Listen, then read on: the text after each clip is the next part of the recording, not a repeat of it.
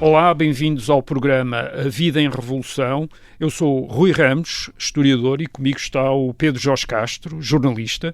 A Vida em Revolução é um podcast da Rádio Observador em que vamos falar com pessoas que viveram a Revolução em Portugal em 1974 e em 1975 para tentar perceber como foi o seu cotidiano nesses tempos de mudança e de confronto político e o que pensam hoje, 50 anos passados, sobre essa experiência.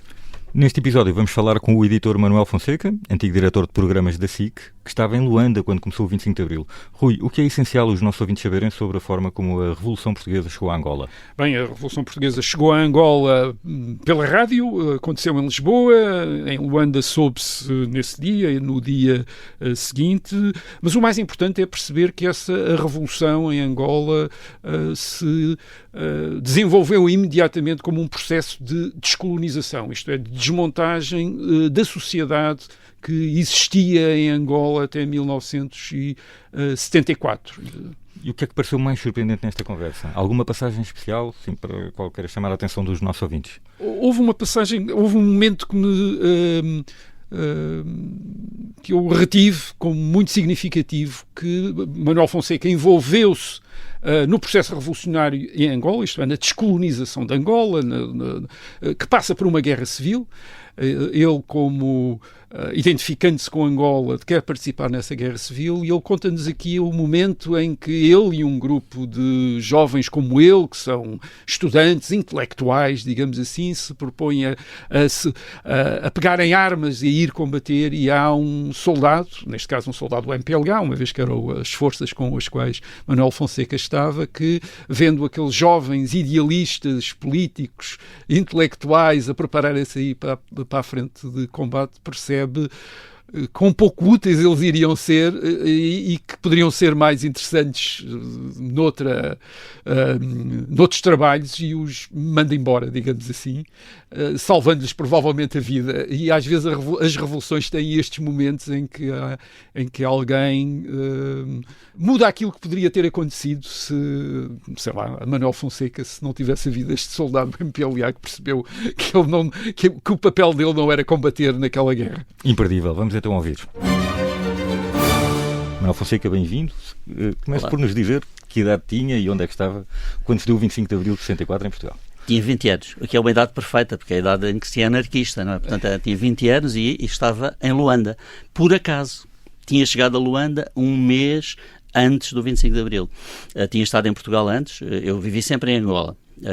Vivi em Angola desde os meus 5 anos de idade, cheguei em 1959, à velha colónia ainda dos anos 50, e fiquei sempre a viver em Angola, nunca mais voltei a Portugal. Vim a Portugal pela primeira vez em 1973 para estudar Direito, e as coisas não correram bem, lá iremos, podemos falar se calhar depois disso e das minhas impressões de Portugal em 1973. Quando acontece o golpe das Caldas, fiquei convencido de que tínhamos uma ditadura para durar mais 10 anos.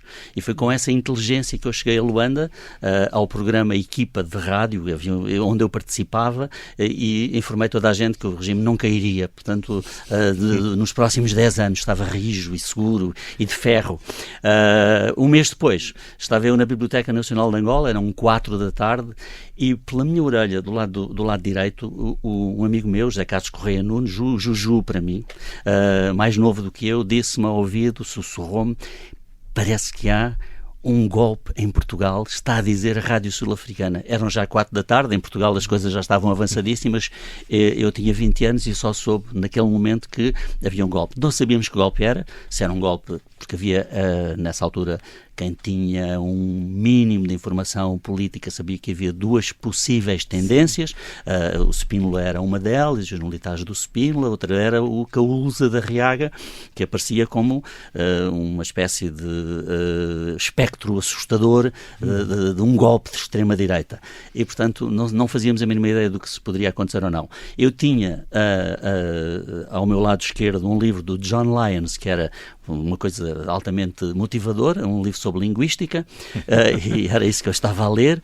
Do outro lado, já não tenho a certeza, e aí a memória tem truques e engana-nos.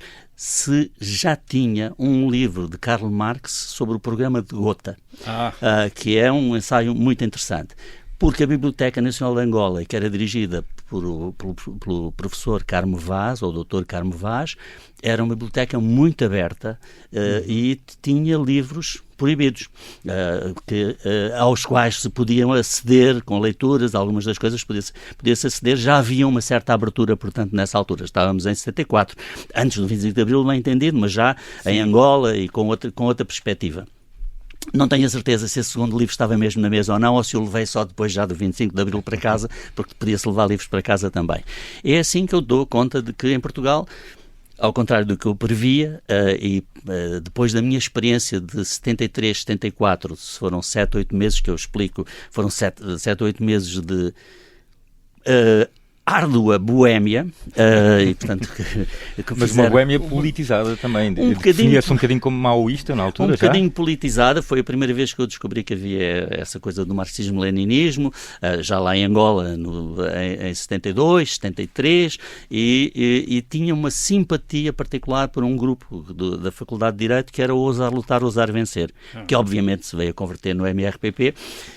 Havia uns macambúzios que davam pelo nome de Unidos Venceremos, que era o PCP, e que nós detestávamos superiormente, não é? Portanto, havia esse conflito interno da faculdade. Mas, acima do conflito, aquilo que fez com que eu não fizesse, digamos, um percurso académico brilhante, para dizer o mínimo, foi o facto de, quando cheguei cá, eu vinha de Angola. Em Angola, evidentemente, havia uma certa liberdade e eu andava de calções, como o Tarzan, a saltar de liana para liana, como um bom saguinho, um bom macaco. E chego aqui e pensei que esta era uma sociedade civilizada, que não tinha esse ar de selva que tinha Angola.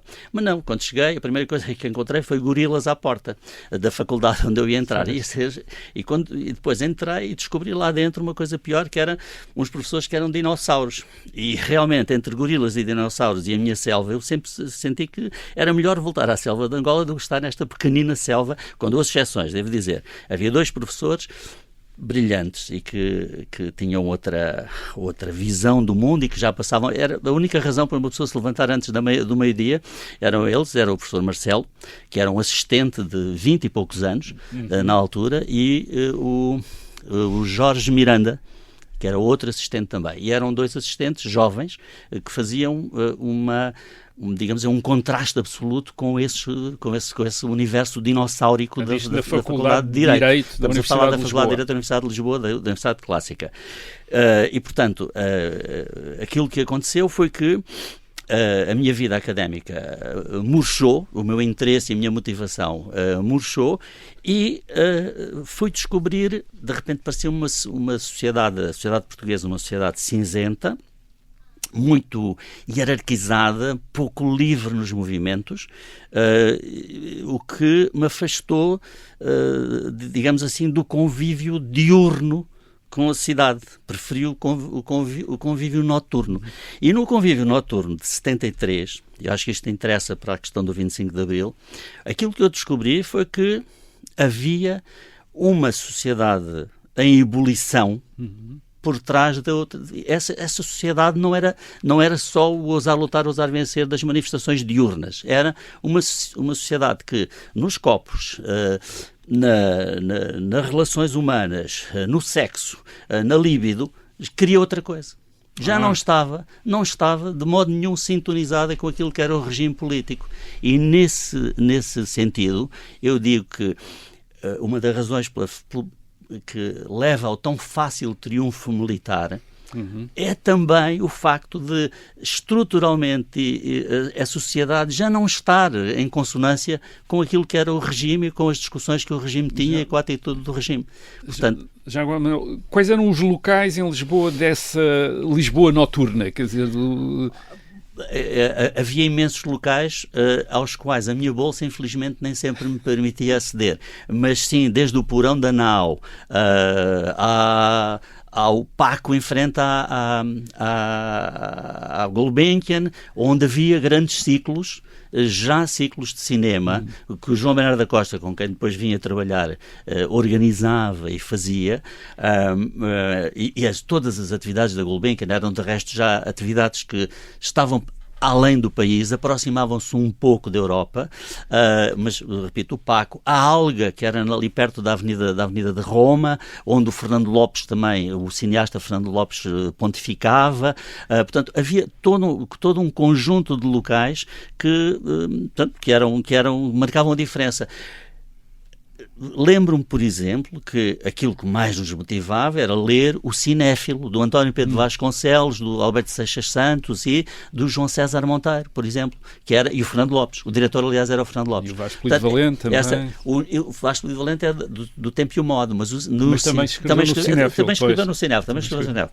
Havia ainda, pior do que isso, havia uma revista que se chamava E Etc., que era completamente... Tinha um design soberbo. Esse design, repito, a sociedade portuguesa já tinha digamos assim, um extrato que não estava em consonância, já estava no outro lado, já estava na democracia, ou para além da democracia, ou aspirando e desejando, ou sonhando essa democracia. Não tenho nenhuma dúvida quanto a isso. E isso, para mim, é que dá substância e torna o golpe militar um golpe talvez diferente dos golpes militares que impõem um regime. Aqui não foi preciso impor, num certo sentido, um regime, porque esse desejo já existia em todas aquelas pessoas. Essa é a minha visão de 73 em Portugal. E em Angola, quer dizer, a sociedade em Angola, a sociedade, enfim, sobretudo aquela onde os europeus, ou que os europeus estruturavam, como é que se comparava com a sociedade portuguesa?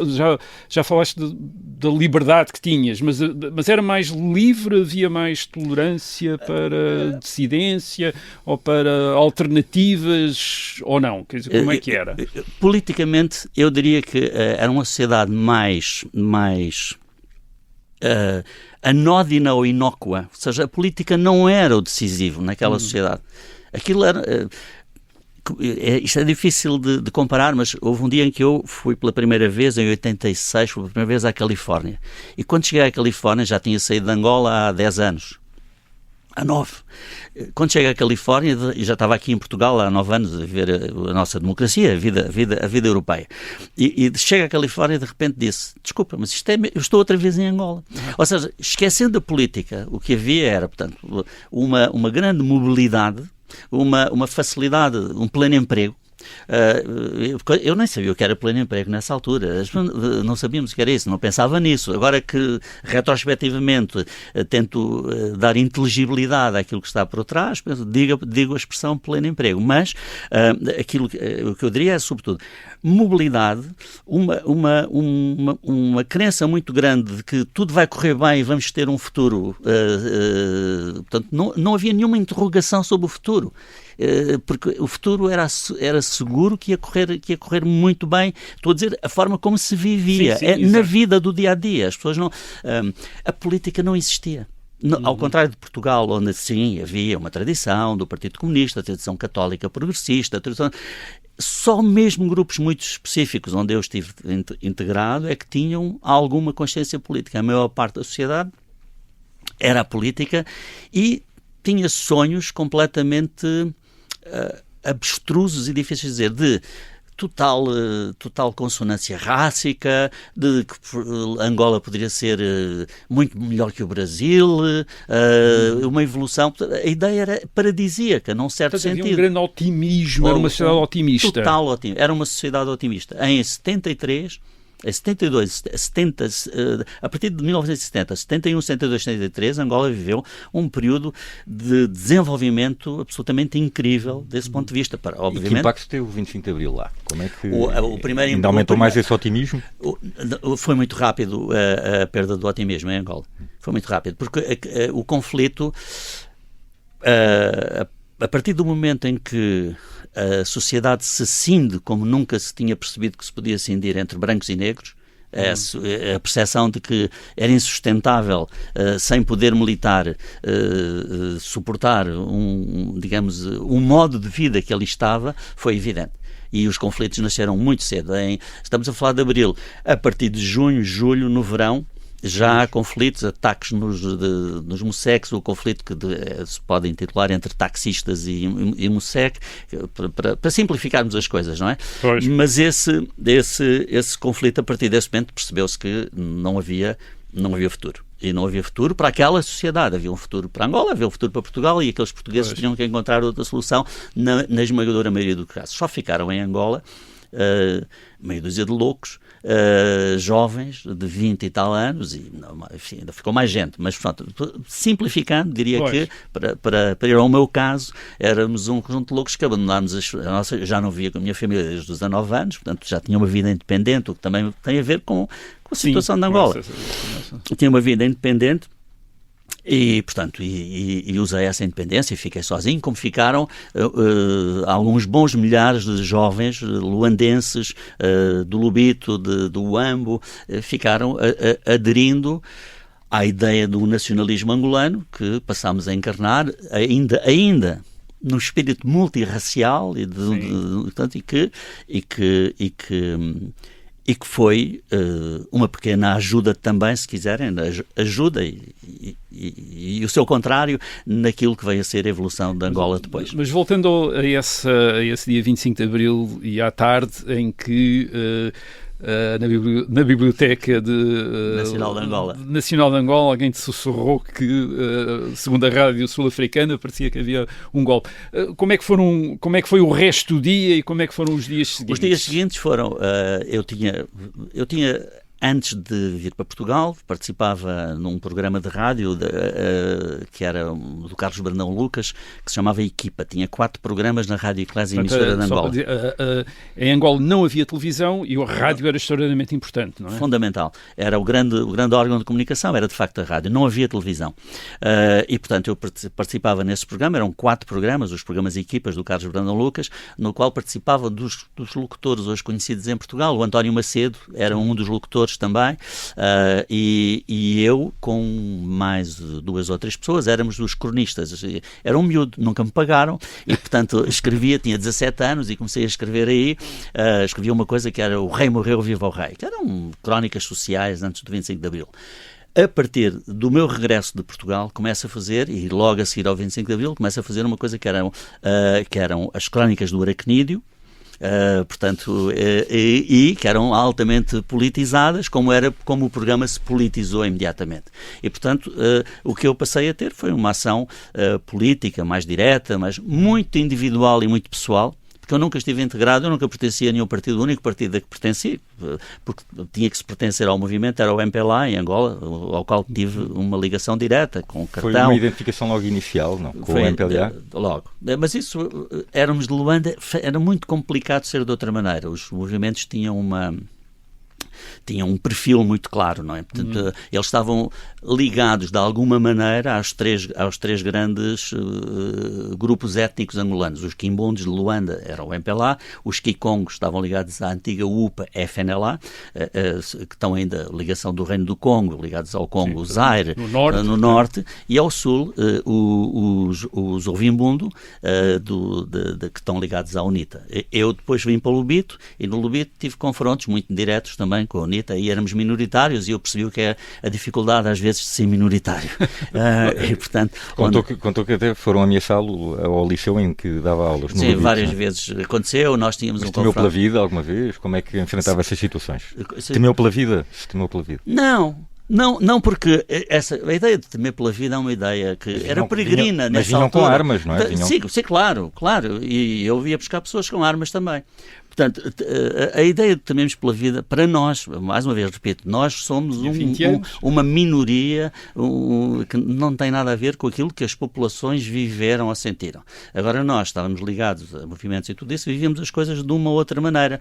E, portanto, eu nunca tive sozinho agora, eu não sou nada, não sou nada valentão, nem nada, zero. Só que a confiança era tão grande nas ideias e naquilo que estávamos a dizer, e que achávamos que não havia, e como tinha acabado um regime opressivo em que não se podia falar, não se podia dizer, a sensação era de que agora era possível e que não aconteceria nada, era impossível. Portanto, estávamos imunes, havia um anjo, ou as mãos de Deus, alguma coisa a proteger-nos por baixo de nós e a segurar-nos e a evitar que alguma coisa nos acontecesse. Portanto, mesmo quando havia armas, e houve ações em que de um lado, do lado do MPLA tínhamos armas e do outro lado também tinham, antes da guerra efetivamente começar, a sensação, nunca tive nenhum receio. Depois da guerra começar, foi diferente. As movimentações já eram militares e éramos enquadrados por ações militares. Aquilo que me aconteceu foi ter de recuar, quando estava no Lubito, em 75, nos dias anteriores à independência, porque a África do Sul entrou com as tropas da UNITA e, portanto, nós no Lubito tivemos que recuámos para o SUM, que era Novo Redondo, e do SUM depois para Luanda, porque eles foram forçando os caminhos, e isso fez os recuos. A mim fez-me pensar muitas vezes nos filmes do John Ford, os pioneiros, a levar, porque tinha que se passar por lodaçais e transportar os carros por estradas mais difíceis, coisas mais complicadas, mas tirando isso, tudo isso fez parte de mais de um sentimento de aventura que me foi oferecido do que propriamente uma coisa que eu procurei em que estive em risco ou perigo. Ou seja, não há mérito nenhum. Mas, por exemplo, foi uma oferta. Na ida para o destino deu-me uma oferta. Na ida para o Lubito, não é? São 700 km até à procura do mar, aí foi à procura de aventura. Sim. Isto ainda na fase inicial. Esta fase inicial, mas era uma fase ainda que, mais uma vez, a nossa inocência de rapazes de 20 anos, brancos, era de que tudo ia correr de forma que naquela sociedade que se ia criar ia ser melhor do que a sociedade que tínhamos antes. Não tínhamos nenhuma dúvida quanto a isso, era a nossa crença. E nesse sentido, quando eu comprei um carro com outro camarada meu, 2 cavalos, que tinha um buraco no chão, víamos a estrada por baixo e víamos o céu por cima, quer dizer, e fazíamos esses 700 km alegremente, sem nenhum, mas com uma descontração total.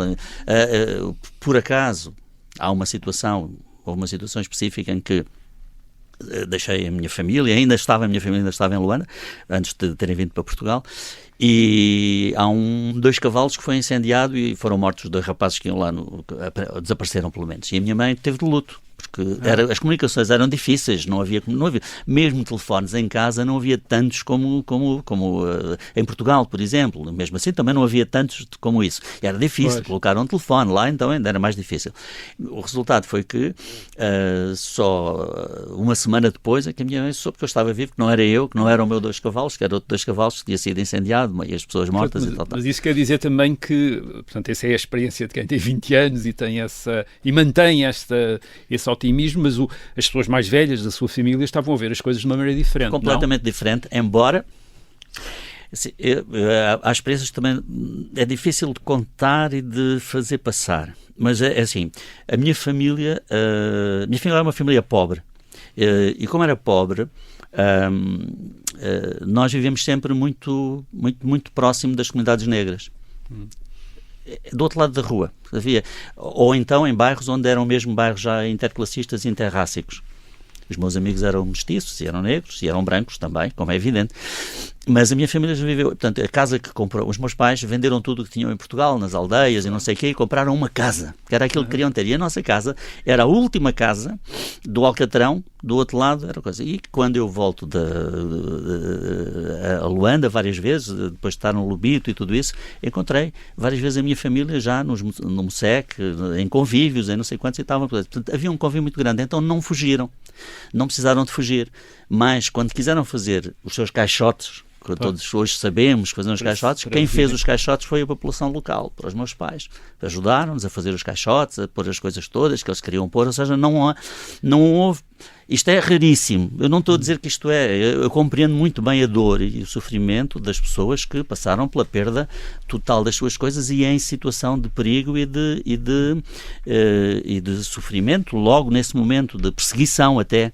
Portanto, compreendo muito bem, mas não é o caso. Não foi o caso. A minha família teve uma coisa excepcional e, portanto, de tal forma que quando as patrulhas portuguesas mistas, que não havia já patrulhas portuguesas, eram patrulhas mistas de soldados representando os movimentos e representando, quando passavam no bairro Popular, e viam a minha família lá, paravam e pensavam: o que é que estão aqui a fazer? Têm de sair já. Eles não saíam, não precisavam. E pelo contrário, as pessoas do MUSEC vinham meter-se em nossa casa quando havia tiroteios, porque era a casa que os podia proteger melhor do que nas coatas onde eram mais vulneráveis e mais possíveis.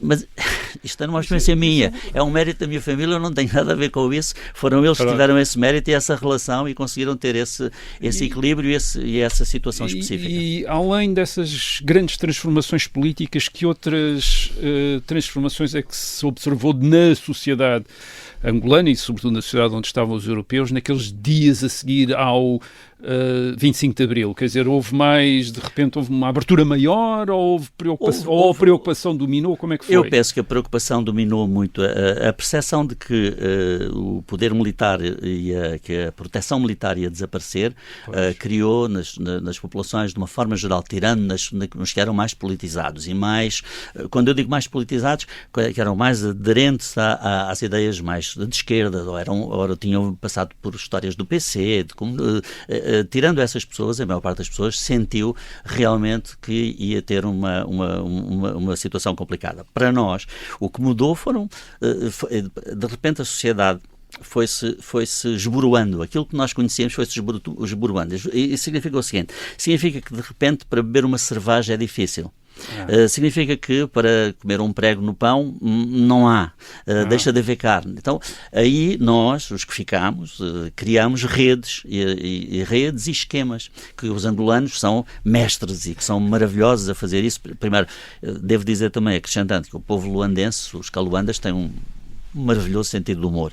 Tem um grande sentido de humor, uma grande capacidade de resistência e, portanto, adaptaram-se com facilidade a essa queda dos níveis a que estávamos todos habituados, uns mais, outros menos, claro. Conforme as suas, não as formas de necessidades e capacidades, mas nesse sentido. O que aconteceu foi que, de repente, por exemplo, para se conseguir beber uma cerveja, tinha de se comer um prato de peixe-espada, que era o chamado cinturão das FAPLA. As FAPLA eram as Forças Armadas Populares de Libertação Angolana, que era a tropa do MPLA. E portanto, o peixe-espada era o cinturão das FAPLA, portanto, e tinha que se comer um prato de peixe-espada com arroz, e vinham 4 imperiais logo ao mesmo tempo, que era tudo que tínhamos direito. Portanto, eles quase vinham ao mesmo tempo, e então tinha que se beber depressa, que é para não... Ainda por cima, o clima é quente, e naturalmente as coisas tornam-se mais complicadas e difíceis. Mas era esse tipo de... Outra coisa, o dinheiro deixou de ter qualquer valor. Porque não... transacionava-se diretamente. Eu tinha um disco dos Beatles, isso dá direito a um sofá. Estou a precisar de um sofá, do outro disco, eu quero esse disco, andava à procura disso, do disco e recebo um sofá. Este tipo de coisas foram o que eu vivi em 75, 76, foi esta a forma de vida que também encontramos. Depois pequenas outras mudanças, que o cinema Aviso em Holanda se transformou em cinema Karl Marx. Os nomes mudaram, mudaram. E os programas também de cinema e tudo isso mudaram, mas ainda vi filmes. Eu lembro de um filme que vi, uma coisa que é uma adaptação do Faulkner, uma preto e branco, uma coisa notável, que vi no Natal, uma coisa impressionante, quer dizer, como é que no meio daquilo tudo numa guerra se vê uma adaptação de Faulkner no cinema Karl Marx, o próprio Karl Marx deve ter ficado... Manuel, viu, portanto, também uma sociedade chegar ao fim, não é? Aquela sociedade colonial chegar ao fim. Como é que foi estar em Luanda ou estar noutra cidade e ver as pessoas a irem-se embora, os lugares a ficarem vazios ou fecharem, as lojas, os restaurantes, como é que foi? Eu assisti um pouco a tudo isso, embora eu tive sempre em movimento entre o Lubito e Luanda. Em Luanda eram os meus, a minha família, as pessoas que eu conhecia, tudo isso. No Lubito, menos, que não conhecia, portanto, não tinha raízes, dava lá aulas e tinha uma missão revolucionária, ou se quiserem, portanto, para fazer e cumprir. Portanto, tive menos percepção agora, em Luanda sim, e muita gente, repito, aquilo que eu vi foi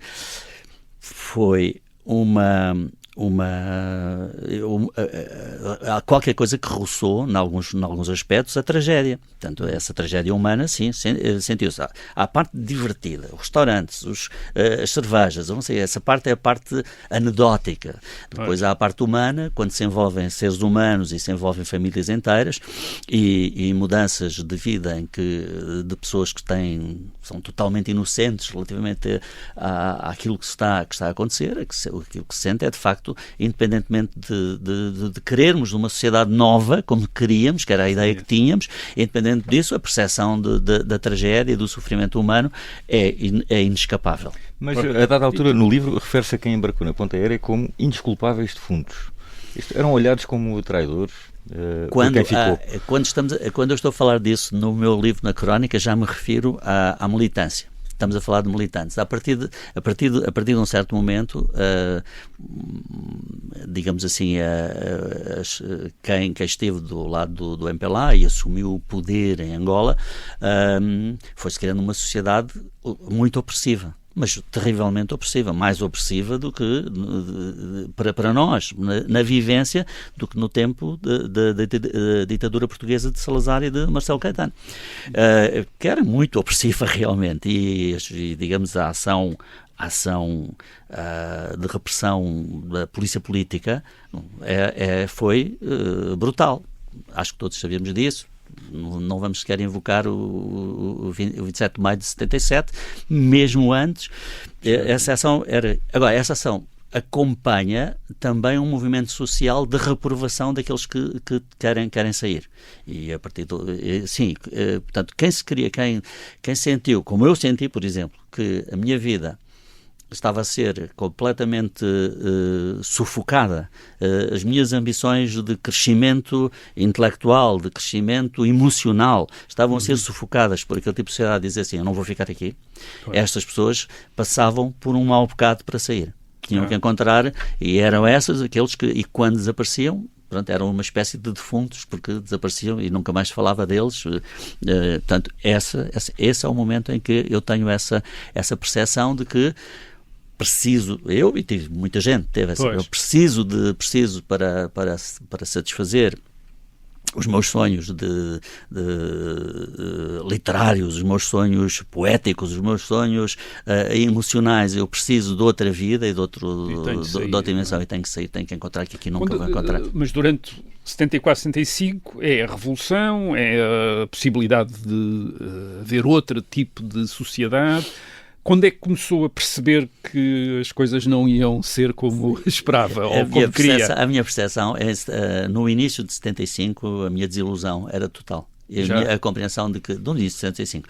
Ainda antes da independência. Ainda antes da independência. Depois há uma espécie de fidelidade ao movimento, mas a percepção era essa, embora com ligação, mas a percepção era essa. Havia uma coisa que me fez sempre, digamos que foi uma espécie de contrabalanço. Esse contrabalanço, para mim, eu não estou a inventar, foi a literatura. A poesia portuguesa, muita da poesia portuguesa, e a poesia não só portuguesa, mas a poesia portuguesa, e a literatura, ler Herberto Helder, foi das coisas que me ajudou a estabilizar e tudo. Mas eu ainda saí para a França, porque a minha decisão era essa, que já não queria. Eu fui para Grenoble, fui estudar com amigos que depois também voltaram para o MPLA. Éramos dois rapazes brancos, um mestiço e um negro, portanto fazíamos aquilo que era o velho selo de povoamento salazarista, portanto. Mas estávamos lá e depois voltámos, porque a guerra tinha começado, aí a guerra civil em grande escala.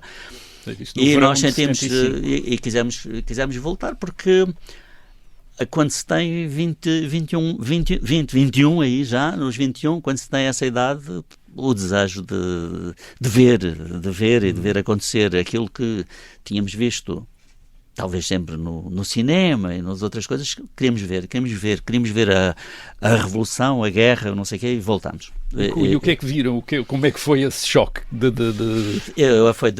Foi cada vez pior, porque aquilo que aconteceu foi um universo... Vamos lá ver. Essa fase da vida da Revolução Angolana, eu posso estar a dizer uma coisa que é terrível, mas tem qualquer coisa de regresso a um mundo soviético. E é muito duro,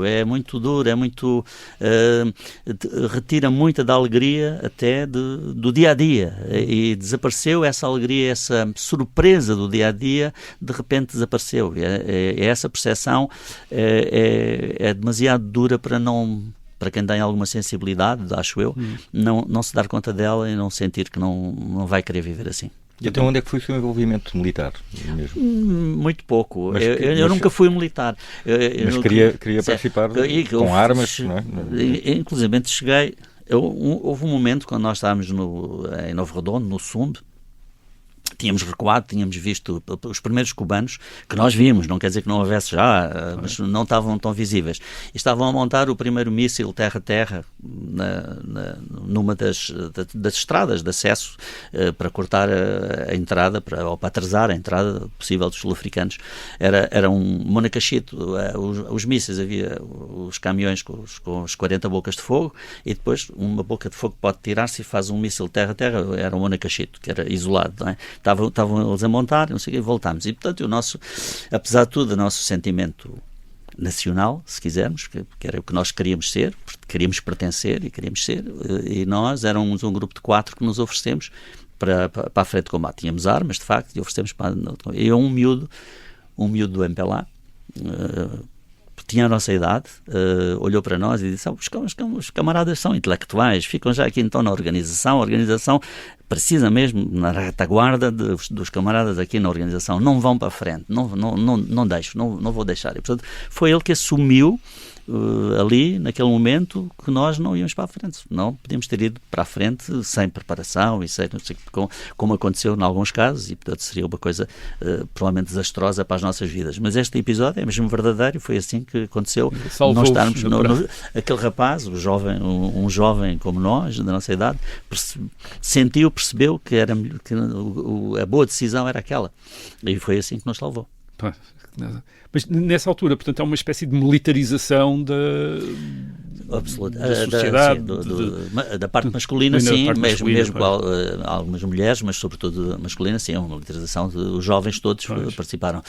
Foram criados os Centros de Instrução Revolucionária, os CIR, e muita gente, muitos rapazes brancos se ofereceram casamento para ir para os CIRs e participarem, tudo isso, e, portanto, foi uma militarização necessária, porque havia uma guerra, e essa guerra assolou o território angolano na sua totalidade. Isso é interessante, Manuel. Não estava sozinho, portanto, na sua opção de ter ficado. Havia mais brancos, muitos rapazes que tinham ficado. Não, era um dos milhares, e há outros que tiveram um envolvimento muito superior ao meu, muito maior do que o meu. Eu sou uma espécie de... E pertenceram neste sentido. Pertenceram militantemente a organizações que tinham uma ideologia a defender. Eu, desde muito cedo, a minha, digamos, propensão poético, cinéfila, artística, ou que se desviou-me desse tipo de fidelidade. Não a sinto, nunca a senti essa... Mas havia quem eu tivesse, e assumiu, e fez militância política, e essas pessoas, alguns foram ministros em Portugal, portanto, e também em Angola, mas são milhares de jovens que participaram nessa... E estão de um lado e do outro, ou estão mais do MPLA? Eu acho que, sobretudo, também do lado da UNITA, também do lado... Eu já publiquei autores meus que tenho publicados com memórias.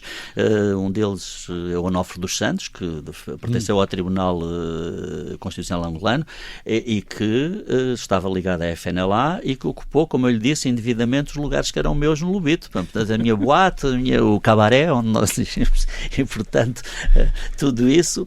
Porque ainda havia cabarés até 75 e 76, por aí, depois, com espetáculo e tudo. Isso é curioso. Quem é que mantinha essas coisas ainda o que eu acho que tem... Há sempre nas sociedades pessoas que estão para além daquilo que é a história. Faz-se com as linhas políticas e tudo isso, mas a vida não se faz. A vida faz-se com outras linhas, e são linhas diferentes, e não coincidem sempre completamente. E a verdade é que há sempre quem mantenha um restaurante. A última vez que eu comi o meu último almoço antes da independência é no Lobito, na pensão da Dona Rosa, uma senhora portuguesa e o marido, que teriam 80 anos cada um deles, se juntam ao porto do Lobito e que ficaram. E quando nós entramos com armas ou coisas, o menino Manel com uma pistola metralhadora às costas, a não sei o quê, tal, olharem para nós. E fomos lá comer os sonhos e comer, se calhar, um prato português, que já não me lembro do prato, mas lá comi sonhos, que eu sei que eram os melhores sonhos que se faziam no Lobito, que era uma coisa deliciosa. Há sempre pessoas que permanecem, eu acho que eles devem ter morrido lá depois, com a idade e tudo isso, porque resistiram a tudo, inabaláveis e inexpugnáveis. Passavam os MPLAs, as UNITAs, a África do Sul, e eles ficavam e permaneciam. Pois. E ainda em relação à população portuguesa, quando eles saem, há também costumes que desaparecem, ou esses costumes mantêm-se, os hábitos, por exemplo, estava a falar da comida portuguesa. Como é que foi? Quer dizer, aquilo tornou-se mais africano, menos europeu? Ou como é que foi isso? Há muitas coisas. Primeiro, os portugueses que lá estavam já se tinham africanizado, mesmo que muito... Culinários, pelo menos. Culinária, tudo isso, comiam certamente já a moamba e comiam, portanto, o frango, a moambada, comiam já, ou comiam também já o calulu, os peixes e não sei. Muito bem. Portanto, já havia uma certa africanização. E sim, os portugueses também passaram também, e muita gente, aliás, ainda hoje se vê, a população, os angolanos que vêm a Portugal gostam de comer comida portuguesa porque estão habituados. O bacalhau, eu fiz natais com famílias africanas que me receberam, porque eu já não tinha família, e portanto em casa deles é que eu passei os natais, e me diziam, tu aqui és nosso filho, é como não sei qual, e comemos bacalhau. Chegou o fornecimento de bacalhau de Portugal, tratou-se de vir de avião, e o vinho tinto de avião vinha em jerrycans, e foi assim que se fez o Natal de 75. Portanto, as duas coisas aconteceram. Mas sim, houve uma mudança completa agora, não sei como é que está a sociedade angolana. Eu voltei lá uma vez em 86, depois nunca mais voltei, e não sei como é que é a vida da sociedade angolana, e com as oligarquias que cresceram, e mesmo a cidade modificou-se. A zona onde neste momento é a zona rica da cidade, onde está o Futumo de Belas do presidente e tudo isso, é uma zona que nessa altura tinha meia dúzia de casas, era só praia, portanto eram uns bangalôs de praia. O quilómetro 14 tinha uns bangalôs de praia, onde eu me lembro de ter dançado alguns slows maravilhosos, mas portanto agora dança-se de outra maneira, certamente. Olha, no dia da independência, 11 de novembro de 75, estava no Sumbo, não é? Cercado pela UNITA e por sul-africanos. Como é que foi ir parar, e depois como é que saiu, e como é que soube da proclamação da independência? Eu soube nesse dia, estávamos com o rádio errado. Nós tínhamos um grande problema, nós que vínhamos do Lobito. Nós só tínhamos uma saída, que era essa saída pela estrada litoral, que vai ter a Novo Redondo, e de Novo Redondo vai para Luanda. São 700 km, é uma distância grande, considerável. Há distâncias maiores, mas essa é suficientemente grande. E Luanda estava cercada do norte por tropas da FNLA, do Zaire, e muitos mercenários portugueses, Santos e Castro, que era a coluna que vinha atacar de coisas. Portanto, essa espécie de como é que se diz? Tenaz. Essa tenaz era suposto apertar Luanda e Luanda cair. Se assim acontecesse, nós olhávamos, nós tínhamos uns transistores, né? Que era uma coisa. Hoje temos o telemóvel, nessa altura tinha-se um transistor que se andava no ouvido, ouvia-se o relato, ouviam-se várias coisas, o Zé ia marcar golos e tal, e também se ouviam as proclamações da independência. Estávamos à espera da proclamação em Luanda. Não sabíamos o que é que ia acontecer. Sabíamos que havia essas duas colunas. Uma sabíamos onde estava, porque estávamos a atacar a nós, e vinha do sul, da África do Sul. A outra não sabíamos o que é que ia acontecer. O que acontece é que o MPLA, os cubanos e também alguns comandos portugueses esfacelaram a coluna da FNLA que vinha do norte. Portanto, sobretudo com os mísseis, que foram fundamentais para parar, e foi uma surpresa grande com que se deparou aquela coluna. E, portanto, fizeram um morticínio e essa coluna desapareceu. E ouvimos então a proclamação da independência e a notícia da derrota, e, portanto, sabíamos que podíamos voltar para Luanda.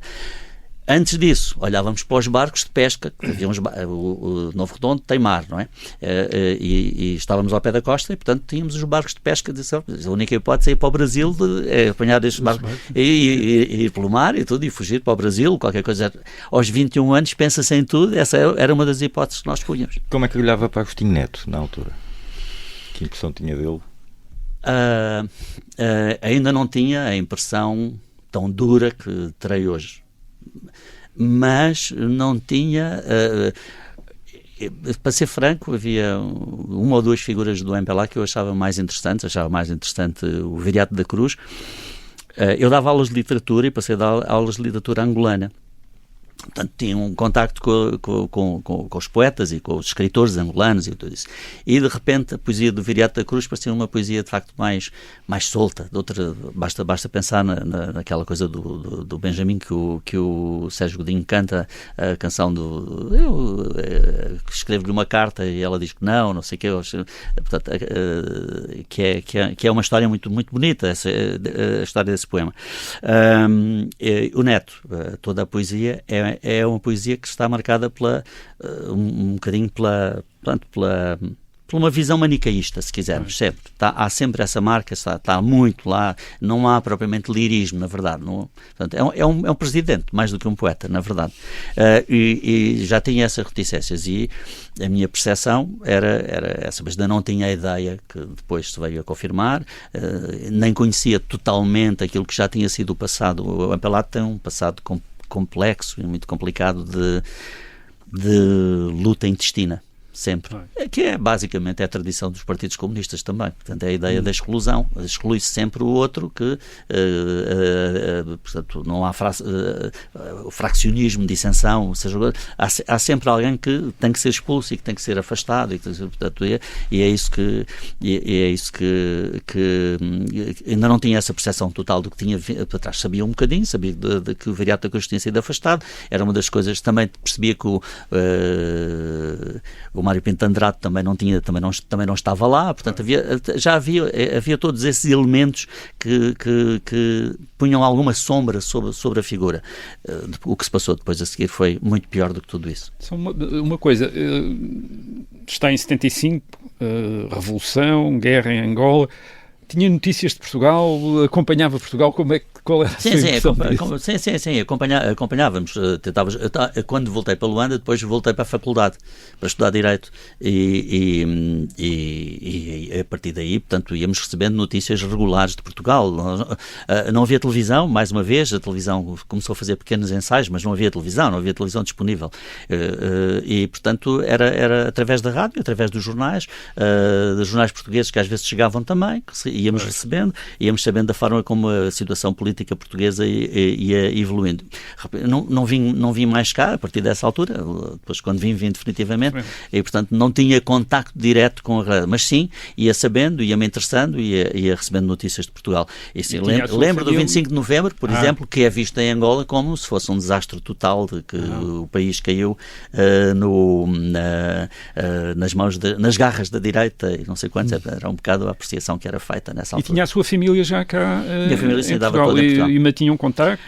Há alguns, de vez em quando, ainda me lembro, eu no dia 11 de novembro ainda mantenho um telegrama porque, sei lá porquê, encontrei um funcionário português nos Correios, no meio da guerra e daquilo tudo. Há sempre alguém que fica e que de repente levou a sua função, portanto ele tinha os Correios abertos e mandei um telegrama para a minha mãe, que pensava que eu estava em França, e portanto ficou a saber que eu tinha, também o telegrama não foi muito bom, mas pelo menos que estava vivo e que estava não sei quantos, e que daria notícias mais tarde. E sim, mantive sempre notícias com eles, cartas e correio funcionavam, era possível funcionar. Dentro daquilo que me perguntou há pouco o Rui,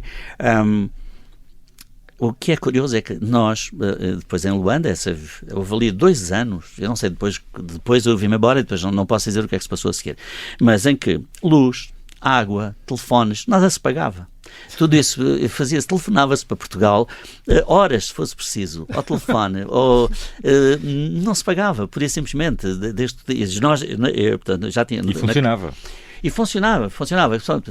E a luz e a água também não se pagava. Depois, agora, de repente não havia luz também. Não é? Portanto, a energia elétrica caía, era cortada. De repente não havia água durante dias. E mas quando havia não se pagava. Mas quando havia não se pagava. Não havia, essa ideia de pagar, não sei o quê, desapareceu.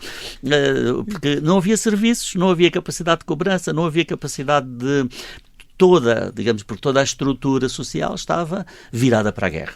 Claro. Tinha que ser, porque era uma questão de sobrevivência. Agora não vamos discutir se o regime é bom ou é mau. É uma questão portanto, clara de que a prioridade era a sobrevivência, era a garantia de que iam ficar no poder. E as casas, etc., como é que, por exemplo... Foram-se degradando muitas... Ofereciam-se casas. Eu vou-me embora, os meus pais vão embora, não queres ficar com a casa deles e não sei... Nós ficámos com uma casa ao pé eu sempre morei noutros lugares, a última casa que eu tive era ao pé do Liceu Nacional Salvador Correia, atual Mútua e Aquivela. Agora já não é, agora já mudou para outra coisa. Mas pronto, era o velho liceu, que é muito bonito, que é o mais belo liceu do mundo, como eu digo sempre em todo lado, e é verdade, porque é mesmo verdade, que era magnífico, uma coisa impressionante de arquitetura e de grandeza, e fiquei numa casa ao lado, que os pais do amigo nosso, que também tinha por sua vez já a casa, disse, fiquem vocês com a casa para não ficar assim, coisa de... Ficava-se com a casa, portanto fica-se com o carro, não tinha importância. Há coisas que para nós obviamente são importantes e têm um valor, não é? Mas que de repente não tinham valor nenhum porque era inútil. Não havia compradores, não havia quem as quisesse, quem não sei o quê. E por outro lado, não se queria que a ocupação fosse, porque entristecia as pessoas, a ocupação foi selvagem, destruíram uma casa ou não sei quantos e tal. E preferiam dar a alguém que fosse conhecido, porque ia preservar alguma coisa. Não é que preservássemos nada, mas é essa uma ilusão que ainda se preserva alguma coisa de uma certa maneira. E a pedir-lhe só, se calhar para terminar, que me fizesse o contraste entre 2 viagens. Uma história extraordinária que conta no livro, que é que quando foi de Grenoble para Angola, foi à boleia da Força Aérea, pediu boleia à Força Aérea e que o levaram sozinho no avião. Portanto, o contraste entre essa viagem e a viagem final, quando deixou Angola em 76. A viagem para lá foi uma coisa maravilhosa. Eu cheguei a Portugal, estava em Grenoble, e em Grenoble um amigo meu, que agora vive no Canadá, chegou e disse-me, tens de vir, aquilo está uma coisa maravilhosa, há tiros por todo lado, não sei, portanto, nós, há tiros por todo lado, vamos embora. Chega a Lisboa e ele pagou-me, tinha 2 passagens, porque estava ligado a uma companhia aérea, tinha 2 passagens e eu vim com ele de Zurique para Lisboa. Fomos de Grenoble até Zurique, viemos para Lisboa. O problema era de Lisboa, não tinha um tostão. Portanto, devia ter dinheiro para a bica e mais nada.